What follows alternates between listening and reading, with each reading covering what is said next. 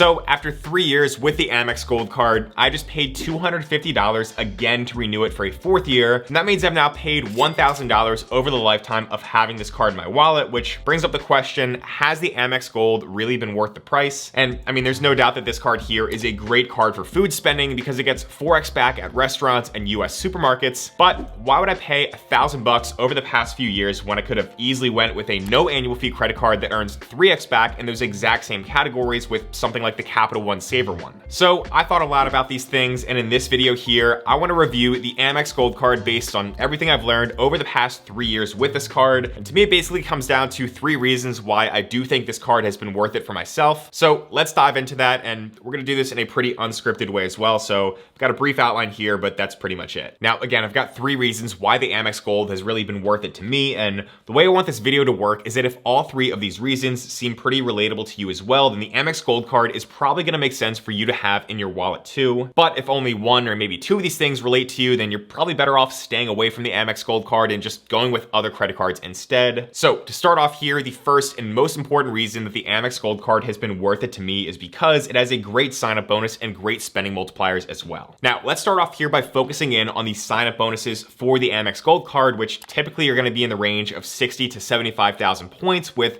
special limited time targeted offers of up to 90,000 points. Really all depends on what you come across and what time of the day you apply, what internet browser you're using, and if you're a previous customer or not. So I came across this 90K offer as I was making this video, but typically you're gonna see those offers in the range of 60 to 75K. Now, for anybody that's new here, just as a quick point of reference, I like to value those conservatively at 1 cent per point. So 60,000 points conservatively, that is $600 in value, and then 90K points, that's gonna be at least $900 in value. Now, these sign-up bonuses are usually what you'll find by just going over to the public American Express website, or if you click through to the Amex Gold Card by using the referral link of a friend or the affiliate link of a YouTuber or a blogger or something like that. But sometimes there are other special offers through other websites, like for example, this website called Resi, where it's actually owned by American Express, and I'm not affiliated or sponsored by them in any way. But if you go over to resi.com and then go to the top of the website, you can see there's a link there for exclusive US offers from Amex. So if you click on that and then scroll down a little bit, you'll see offers for certain Amex credit cards, and the Amex Gold Card is one of them, where there's a 75K point offer. But this one here on Resi actually comes with an additional benefit of 20% back on restaurant purchases up to a certain amount for spending done in the first 12 months with this card. So Resi, another good link for the Amex Gold Card that you can check out if whatever you're seeing through the public American Express website or referral links, affiliate links, if those offers are not good enough for you, just head over to Resi. Now, there are gonna be some pros and some cons to the current state of the Amex Gold Card with its sign-up bonuses, but like I said, 60 to 90,000 points being worth $600 to $900 at a minimum, that is very valuable and definitely high value compared to other credit cards from other issuers out there. And no matter what, in year 1 that you have the Amex Gold Card, you're definitely getting positive expected value because, like I said, that is the minimum value, $600 to $900. We're gonna try to redeem those points for even more than that value, but that's gonna greatly outweigh the $250 annual fee in your first year. So very easy to get positive expected value in year 1 with this credit card, but then the question becomes in year 2 and beyond, are the other credits and benefits that come with this card going to outweigh that fee when there's no more welcome bonus? Now, for the cons to the sign-up bonus, first of all, Amex recently did decide to increase the minimum spend requirement in order to get the points. So it used to be $4,000 of minimum spend in 6 months to get the sign-up bonus. Now it's $6,000 of spend in 6 months. So that might not sound like too much of a big deal because it's still very doable. A lot of people can spend $6,000 in 6 months. However, it does decrease what we call your return on spend from getting these sign-up bonuses. So basically before, if you had a 60,000 point bonus, that's gonna be worth $600 at a minimum value of 1 cent per point. So when you compare that to $4,000 of minimum spend to get the bonus, that was gonna be a 15% return on spend. But now with the increased $6,000 requirement for that same 60,000 point bonus worth $600 in minimum value, that decreases to a 10% return on spend. So definitely a trend downward in the wrong direction, but we obviously want to redeem the points for more value anyway than 1 cent per point, but still higher minimum spend, definitely a con here. Also, American Express did put in a new rule in their terms and conditions for this sign-up bonus on the Amex Gold Card, where basically if you already got the Amex Platinum card and you got a sign-up bonus on that card, you are no longer going to be eligible to get a bonus on the Gold Card. So the ideal and optimal strategy now is to get the Amex Gold Card first, get that sign up bonus, and then eventually get the Amex Platinum Card if that card makes sense for you, because you'll still be eligible to get the bonuses for both cards in that way. And on top of that, there still is a general once per lifetime rule that American Express has. So one sign up bonus per lifetime on the Gold Card, one sign up bonus per lifetime on the Platinum Card, and that rule applies for all other Amex cards as well. So again, that's kind of annoying now that you do have to get the Amex Gold Card first and then the Platinum Card, but that might slow down the rate of people getting these sign up bonuses on these two cards.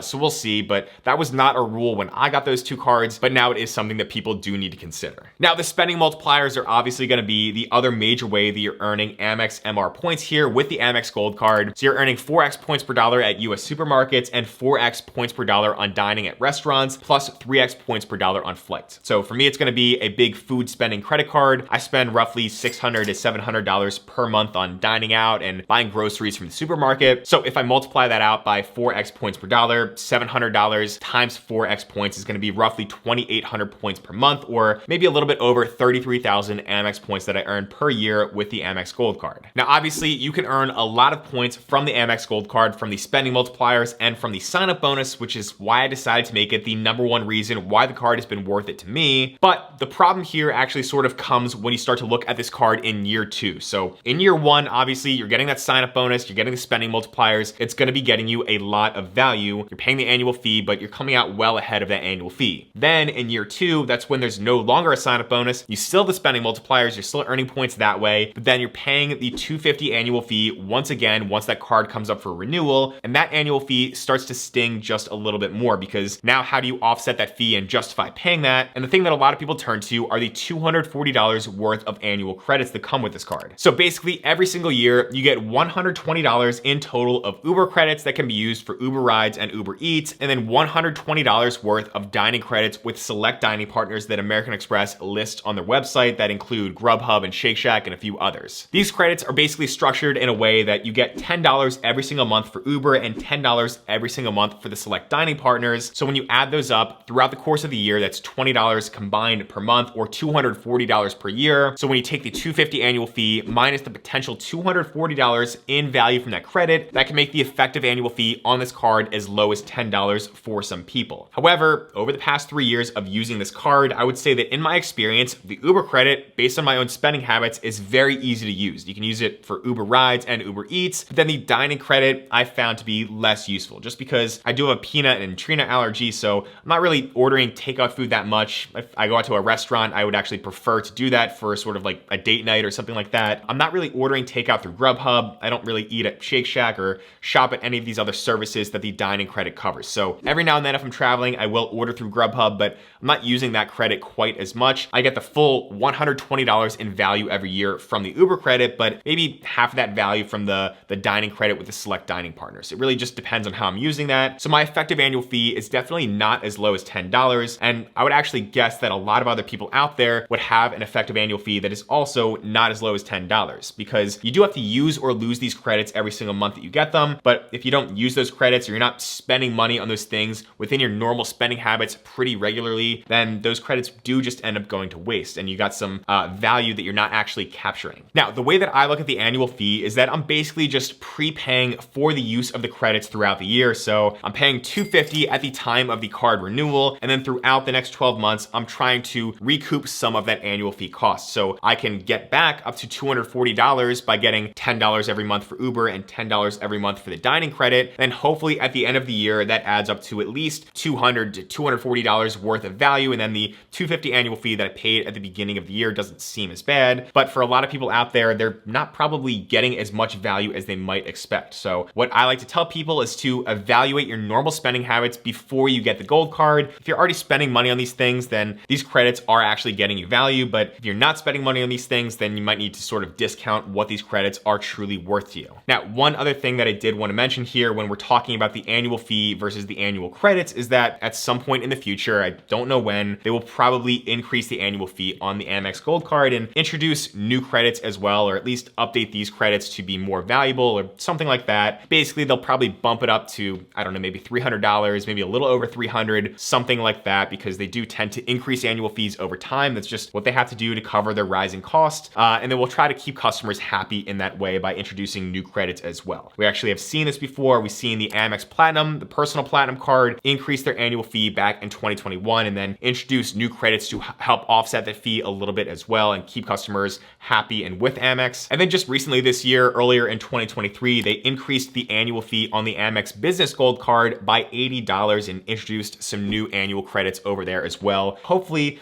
whenever they do eventually increase the annual fee for the regular personal gold card, they do it the right way. They keep customers happy because this card is a very good value for me right now. Good value for a lot of other people. Again, the credits I think could be better with the select dining partner, but in the long term right now, I do earn a lot of points for the spending multipliers. So my effective annual fee, well, it might not be as low as $10 per year. It definitely is maybe below $100, I would say. And then I'm still getting a lot of value from the spending multipliers and the way that I redeem my Amex points that make this card worth it for me. Now, speaking of redeeming points, that is going to be the third major reason why the Amex Gold Card has been worth it for me, because I try to redeem my points in the best way possible, and that is going to be by transferring my points out to travel partner programs with hotels and airlines. So going back to the fact that I said before, I try to value my points at 1 cent per point. That is the minimum value that I try to get, but I'm actually trying to redeem for more than that. So a 75,000 point bonus, for example, that is going to be $750 at a 1 cent per point redemption value. But if you transfer those points, I've consistently been able to get at least 2 to 3 cents per point, or even sometimes more. So 75,000 points, that becomes worth $1,500 to $2,250 again, or more, depending on how I redeem them. So a common mistake that I see people make is they get the Amex Gold Card. Maybe they have a lot of food spending for themselves or for their family. So they see that it earns 4x back and they think, okay, this is a perfect card for me. I'm spending a lot on food, a lot on dining and groceries, but then they choose to redeem their Amex points in the simplest way possible that takes no time to learn. So they redeem for cash back. They go to their Amex account, they choose to redeem as a statement credit, but what they don't realize is that they're basically devaluing their points, and that is their own choice as they do that. So instead of getting 1 cent per point or potentially 2 to 3 cents per point by transferring them, they're getting just 0.6 cents per point. So if we use that 75,000 point sign up bonus as an example, that is only going to be $450 in value for cash back. So again, $450 in value for cash back compared to at least $1,500 when transferring those points at 2 cents per point. So do not get the Amex Gold Card if you plan to redeem the Amex points that you earn for just cash back, because if you take 4x points per dollar, you're only getting 0.6 cents per point. That effectively becomes 2.4% cash back value. And then at that point, you're just better off getting the $0 annual fee Capital One Saver One card, which gets 3% back. Now, when I tell people to redeem for travel with the Amex Gold Card and all the Amex points that you earn, the other mistake that they make is they redeem for travel inside of the Amex travel portal, because that's what seems to make sense for them, and it also seems pretty easy, but you're still devaluing your points because, again, it's not the same thing as transferring your points. So if you go into the Amex portal, typically you can redeem for hotels or flights. So for hotels, you're generally getting around 0.7 cents per point. For most hotels, sometimes there's exceptions, but generally 0.7 cents per point. So for that 75,000 point sign-up bonus, if you redeem for hotels through Amex, that's gonna be worth $525 for those hotel stays. So still nowhere near what you can get for redeeming by transferring the points. And then if you wanna redeem for flights as well in the Amex portal, that's where we get closer to that 1 cent per point minimum value, which again is okay, but you don't wanna do that. You still wanna try to transfer the points if possible. So 75,000 points for flights booked through Amex, that is $750. So basically, with the Amex Gold Card, in order for this card to be worth it for you, like it has been for me for the past 3 years, and now my 4th year as I've renewed this card, you have to be able to get a good welcome bonus along with good use from the spending multipliers, which most people should be able to do. You have to be able to justify the annual fee of $250 with the $240 worth of annual credits that you get. And then you have to be somebody that wants to redeem your Amex points by transferring out to transfer partner programs with airlines and hotels, not by redeeming for travel inside of the Amex portal, and not by redeeming for cashback or other things like that, like gift cards as well. Now, the big problem with that, obviously, is that it does take time to learn how to transfer points effectively and the right way. So make sure you go ahead and subscribe down below to my channel, because I've got plenty of other videos showing exactly how to do that with lots of examples and detailed explanations that really break it down in a pretty simple way. So if you want to go check out some of those videos next year, I'm going to put 2 of them on the screen right here and right here. This one's going to show redeeming for US domestic flights, which a lot of people don't realize you can use your Amex points for through those transfer partners and some airline alliances. And then this video over here is gonna be examples of redeeming for more aspirational business class travel. So again, thank you so much for watching. Go check out either one of those videos next, and I'll see you in the next one.